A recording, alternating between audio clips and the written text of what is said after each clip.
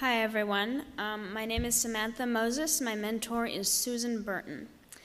This is an excerpt from a story called Song of Derceto that I wrote at the beginning of this year, which was inspired in part by Hans Christian Andersen's The Little Mermaid.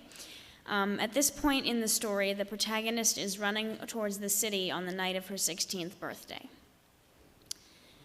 The night air was cool and thick, and the trees loomed darkly over the neat gravel path.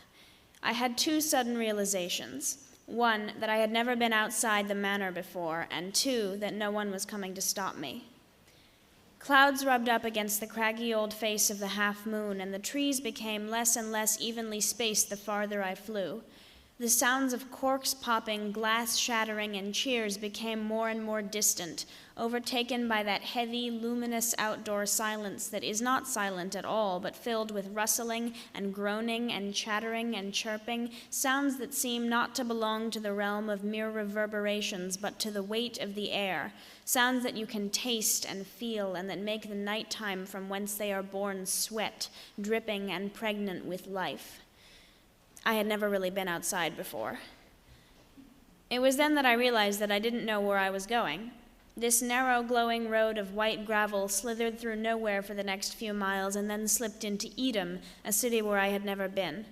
All around were grass and ferns fathom high and wet creatures of the night making themselves at home beneath the shelter of a few scraggly trees. I was tired, so tired, but any hope of sleep in the tall, cool grass were quickly dissolved by the low song of wolves not too far off. I sang, too. Blue is the rose that in yonder garden grows, and foul is the lily of the valley. Still is the water that flows from the Jordan, and my love is fairer than any. I had been walking and singing and walking for so long that it took me a moment to notice another voice tracing harmonically over my own. I stopped. The voice fell silent, and yet I was sure that... I continued along, began to sing again, and so did the voice. Something moved in the trees beside me. I whirled around, and there it was. Perched on a high bough was a young man, hardly more than a boy, all in scarlet, with a bright blue feather in his cap. And my love is fairer than any, he sang, and laughed gaily, clapping his hands. I like your version better.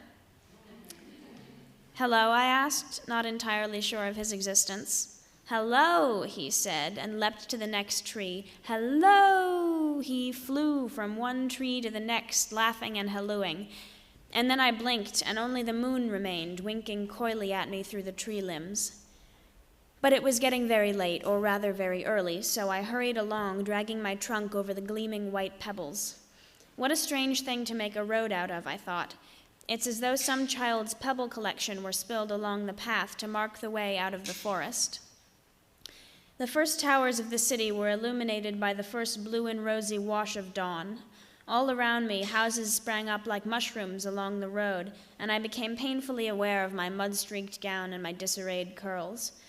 I was trying to think of a way to look less conspicuous when an apple cart came clattering past me, nearly into me, really. As the driver turned to yell his complaints to me, I noticed that though he was missing an eye, he hadn't bothered to cover it up. The hardened, gaping void of torn muscle grimaced matter-of-factly from the center of his face. No sooner did I manage to choke out an apology than another cart followed, this one piled with onions. Soon the gravel path became a great road, crisscrossed by many others and clogged with dozens of carts, carriages, and caravans. I had sort of expected a great ironwork gate, or a carved and gargoyled stone arch, or at the very least a three-headed dog, but no. The cobble-obble-stone streets into which the travelers around me dispersed themselves hardly deigned to mark where they began and ended, as though I were not worth impressing with anything more than a hasty in media res opening. Still, it was hard not to get excited. This was the biggest place I had ever been. The street in front of me continued on for ages and then swerved randomly off in another direction. Many-colored laundry fluttered like victory banners. The sun glinted on bits of broken glass and made them sparkle like gems. The early morning air tasted acrid and thick and wonderful. In the distance, a lone violin sang. Thank you.